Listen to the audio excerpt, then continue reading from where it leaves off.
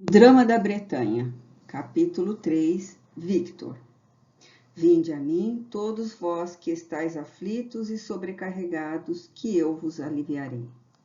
Tomai sobre vós o meu jugo e aprendei comigo, que sou brando e humilde de coração, e achareis repouso para vossas almas, pois é suave o meu jugo e leve o meu fardo.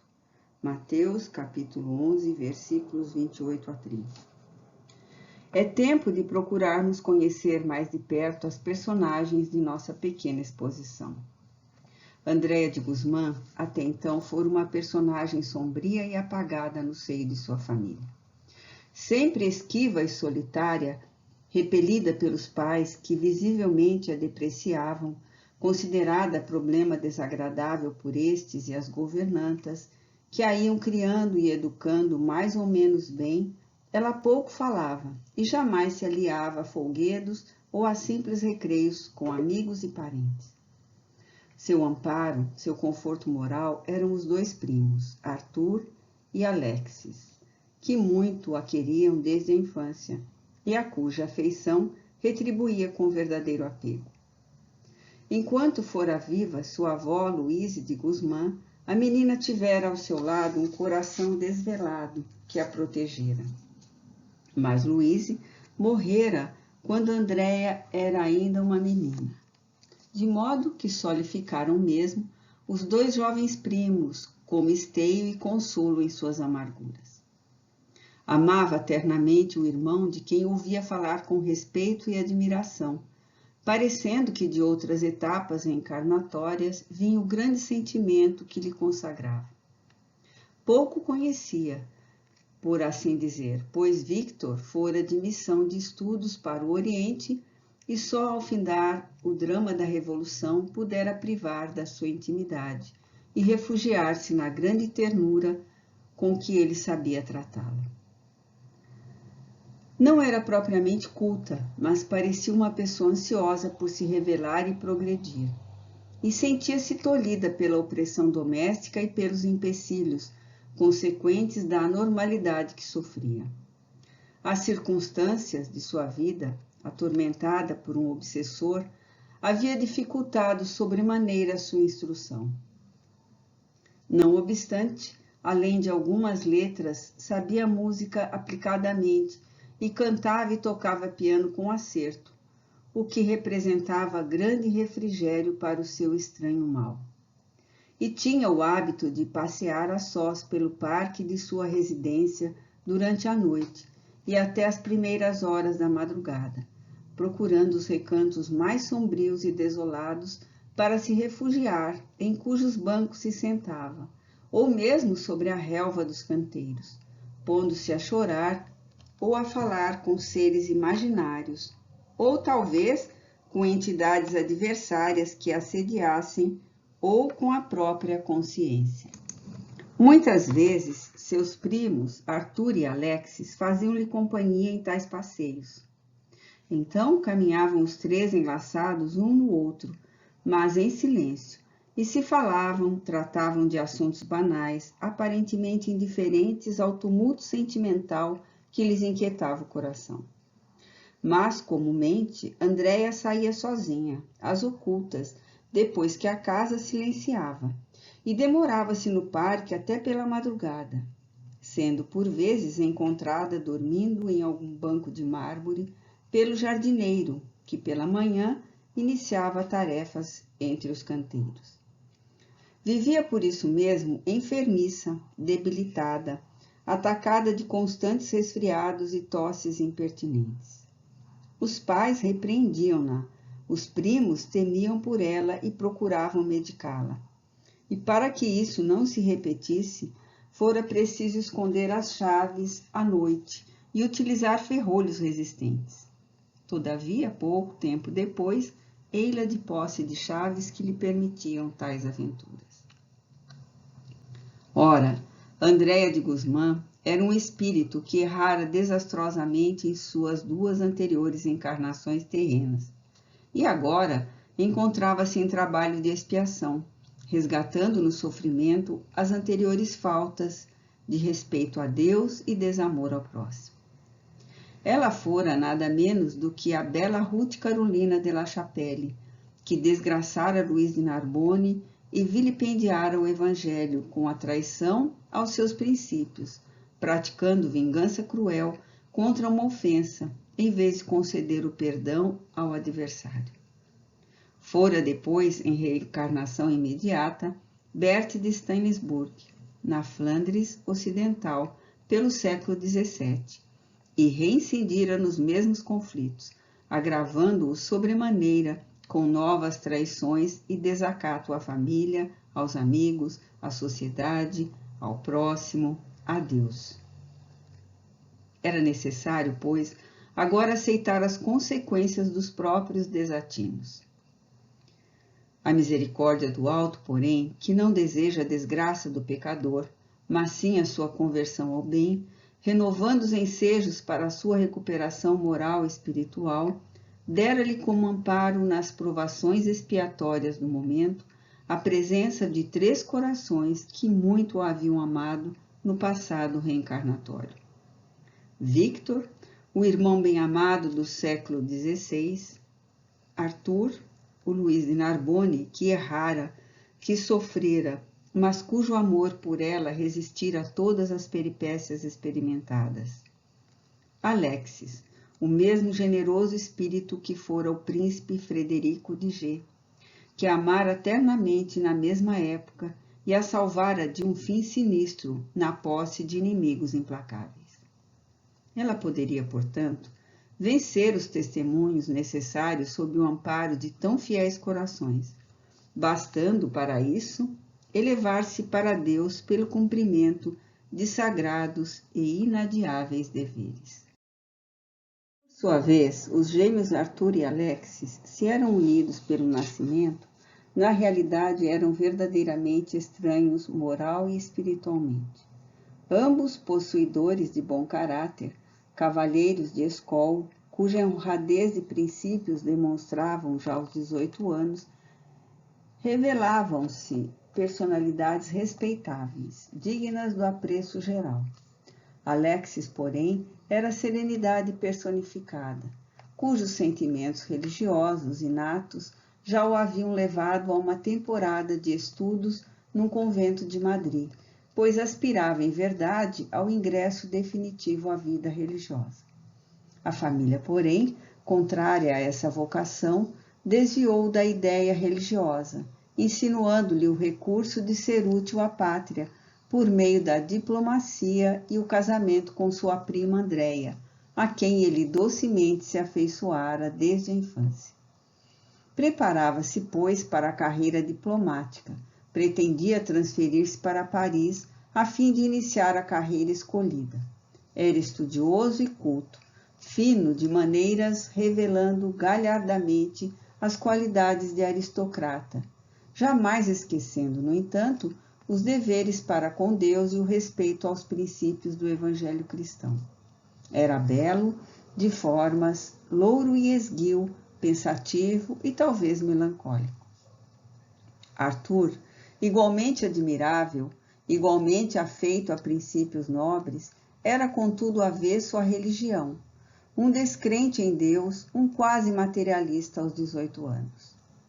Apaixonado pelo militarismo, já cursara escolas do gênero na Espanha e agora preparava-se para dirigir-se a Toulon, onde seguiria a carreira das armas. Conhecia bem o hipismo e a esgrima, era valente e destemido, e tudo indicava que seria brilhante o seu futuro nas armas. Escolhera a cavalaria como arma, era admirador das paradas militares e ansiava pelo dia em que pudesse partir para a escola de guerra, a fim de tratar do próprio futuro. Uma particularidade, porém, preocupava a família a seu respeito e a ele próprio. Arthur não suportava a sensação das alturas. Uma nuvem de sangue, explicava ele, turbava-lhe os sentidos se porventura chegasse ao balcão de um terraço e olhasse para baixo. Ele tonteava, cambaleava e caía, privado de forças para dominar-se. Seguia-se uma crise de convulsões e contorções impressionantes, durante as quais seus olhos se dilatavam de horror, a boca se escancarava, como se gritos imaginários a dilatassem, e seus braços e suas mãos se agitavam aflitos, procurando qualquer corpo onde se agarrasse a fim de socorrer-se. É que Arthur, o Luís de Narbonne do século XVI, reencarnara como Henri Lumière no século seguinte, num pequeno burgo da Flandres Ocidental, e fora suicida, atirando-se do alto de uma pedreira de granito e dando-se assim morte violentíssima e tenebrosa, cujas repercussões mentais vibratórias em seu corpo espiritual, perispírito, carrearam para a existência seguinte os espasmos da agonia sofrida anteriormente. Naqueles momentos, portanto, explodiam dos refolhos da consciência de Arthur os choques vibratórios que o seu ser espiritual sofrera, e ele revivia o instante supremo da sua queda na passada existência física. Esse traumatismo hediondo, somente depois de longo tempo, desaparecerá da individualidade espiritual do suicida. Consultados desde o princípio da estranha enfermidade, os médicos de Madrid e de Paris declararam que se tratava de choques nervosos pela sensação da altura, o que era verdade, mas que tais impressões desapareceriam com a idade, e principalmente com a intensidade da vida militar que o aguardava. Que apressasse o ingresso do jovem à vida militar e a cura seria certa. Mas, em verdade, Arthur sofria tais convulsões desde a primeira infância, mesmo sem qualquer sensação provocada por alturas. Estas, porém, invariavelmente, provocavam o fenômeno, ainda que se sentisse bem. Era considerado epiléptico pela família, e essa fora a razão da escolha de Alexis para o matrimônio com Andreia, pois que não conviria aos de Guzmán uma descendência assinalada por um mal incurável. No entanto, enganavam-se todos, porque o mal, conquanto incurável, não era físico, e sim psíquico, e, portanto, não transmissível pela geração. Os dois jovens irmãos, pelo sangue, não eram verdadeiramente amigos. Recíproco sentimento de desconfiança e repulsa impedia-os de se unirem com o amor fraterno. Eles não se compreendiam, censuravam-se por tudo e por nada, e jamais se confidenciavam, abrindo os corações em presença um do outro. A hostilidade mais pronunciada, porém, provinha de Arthur, que era provocador e se aprazia em atingir o irmão com ofensas sempre que possível.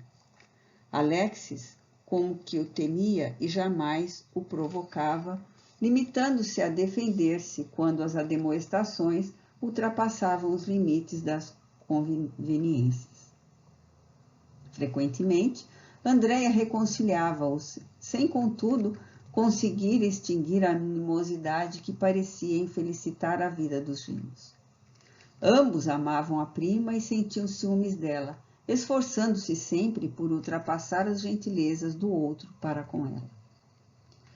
Antes do anúncio oficial do noivado de Alexis, porém, nem ele nem Arthur haviam percebido que o sentimento que animava seus corações era o amor passional.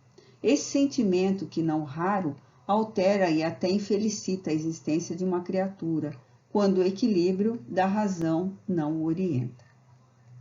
Depois daquela noite de Natal, porém, em que o senhor de Guzmán dava como oficializado o noivado de sua filha com Alexis, este e seu irmão compreenderam que o que sentiam por Andreia era o verdadeiro amor do homem pela mulher e se transfiguraram.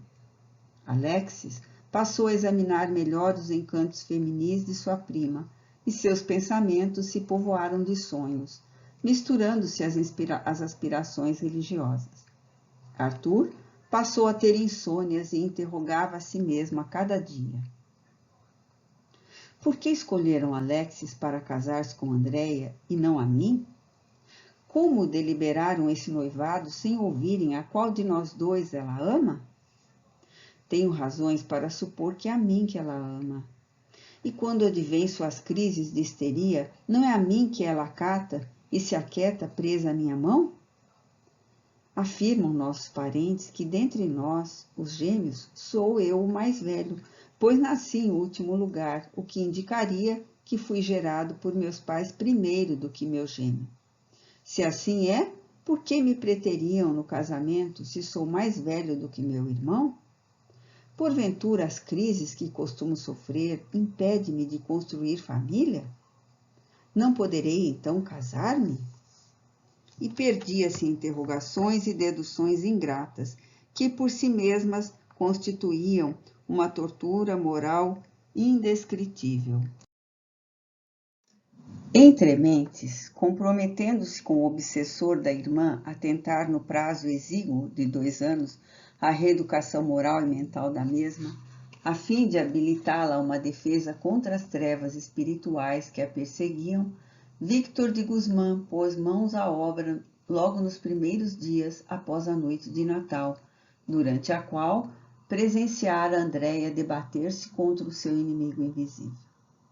Como prosélito das doutrinas espiritualistas e médico que era, principiou por escolher alimentação conveniente à enferma: hortaliças, legumes, frutas, leite, ovos, chá. Em seguida, ginásticas respiratórias e demais exercícios apropriados à elasticidade e bem-estar fisiológico, como a circulação do sangue, o funcionamento renal, intestinal, etc. Exercícios de higiene mental, educação do pensamento, repressão aos desejos menos discretos, renovação dos hábitos diários, se estes não coincidissem com a harmonia divina, projeção das ideias no sentido do bem e do sublime, a procura do ser divino e da sua essência dentro de si mesma, e leituras moralizadoras e recreativas que a instruíssem para a vida prática, e o estudo sobre a natureza, para que ela se sentisse agradavelmente unida à criação divina que cerca o homem no belo planeta em que vive e não continuasse a profaná-lo com a sequência dos próprios erros que necessariamente quebrariam a harmoniosa teia que poderia ser a sua vida.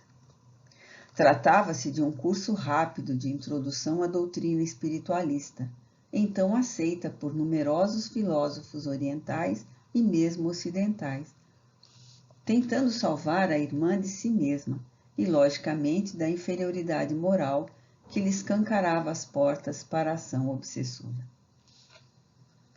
Não era, porém, de boa mente que Andréia se submetia a esses rigorosos métodos, pois a própria música e a análise e a declamação dos grandes poemas, então muito em voga, eram incluídas na terapia a que o médico ocultista desejava submetê-la.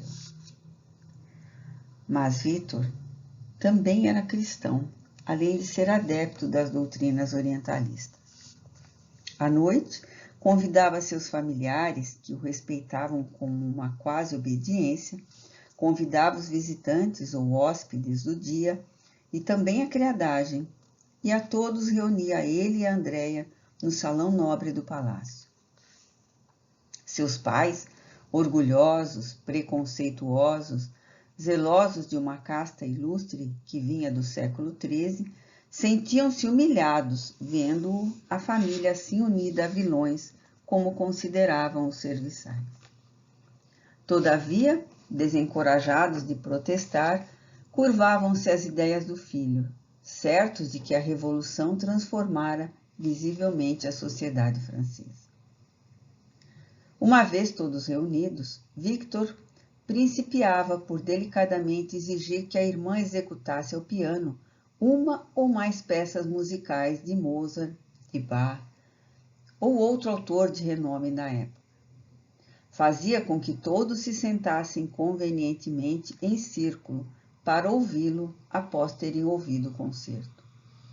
Postava-se de pé no centro do salão como em anfiteatro, e porque fosse orador de grande mérito didático, entrava a expor a doutrina cristã e a personalidade admirável de Jesus Cristo.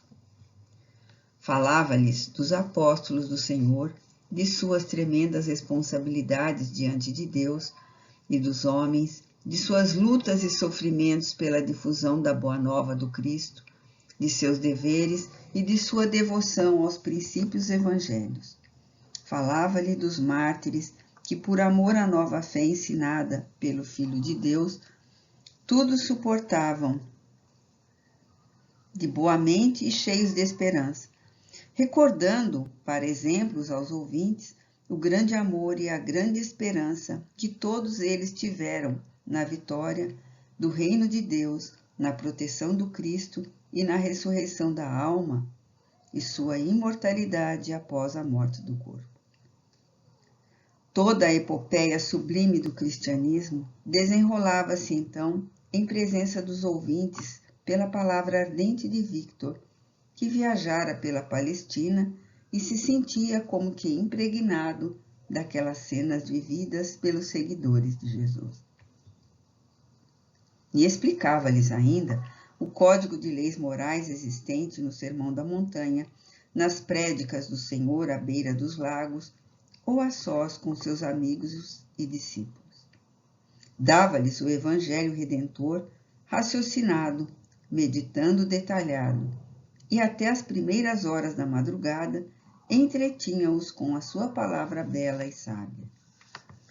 De outras vezes, Victor apresentava como temas para suas belas prelações o raciocínio sobre a existência da alma e seus poderes, sua imortalidade, sua marcha para o progresso e o bem até Deus, através das sucessivas migrações ou reencarnações. A comunicação com a alma dos mortos, o poder da oração. Enfim, 1000 ensinamentos redentores de que o homem não pode prescindir para a sua evolução geral e conquista da paz do coração. Visitava os pobres e os enfermos das aldeias próximas. Tratava gratuitamente de suas enfermidades e minorava suas aflições. Ministrava-lhes os ensinamentos evangélicos. Lecionava a alfabetização às crianças das cercanias. Era, por assim dizer, um apóstolo do bem, um servidor do Cristo, tal como fora em suas 2 anteriores existências, quando devotadamente servir a Deus, amando o próximo. E por toda parte onde ia, fazia Andréia acompanhá-lo, ensinando-lhe o caminho a seguir, e associava-se a todos os movimentos tentados em favor do próximo, ao passo que Alexis o seguia voluntariamente, comovido e encantado, considerando o mestre, e Arthur se mantinha pouco menos que indiferente. Ele era bem a reencarnação daquele generoso Carlos Felipe de La Chapelle, que dera a vida por amor ao Evangelho no século XVI. Infelizmente, porém, se muitos daqueles servidores e visitantes presentes e Alexis, encantados, sorviam com avidez as palavras iluminadas do ilustre orador e seus exemplos de cristão, assinalando-os na mente e também no coração, para a tristeza do próprio Victor, Andréia não só deixava de se interessar pelas palavras do irmão, como até adormecia profundamente enquanto lhe discursava. Mas o moço, orientalista, era perseverante e dedicado, e novamente, em dias e horas aprazados, voltava à sua prédica de instrução moral à família e aos amigos.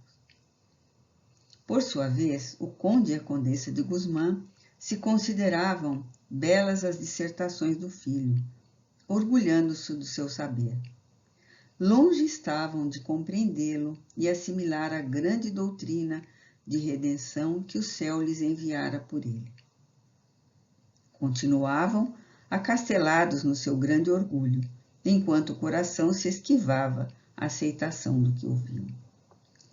Um pensador, um psicólogo, um espiritualista, reencarnacionista, reconheceria que Victor, a ressurreição, na carne de um antigo instrutor de coletividades, um mentor de almas em aprendizado na terra, um pastor da Reforma, um sacerdote da Igreja de Roma.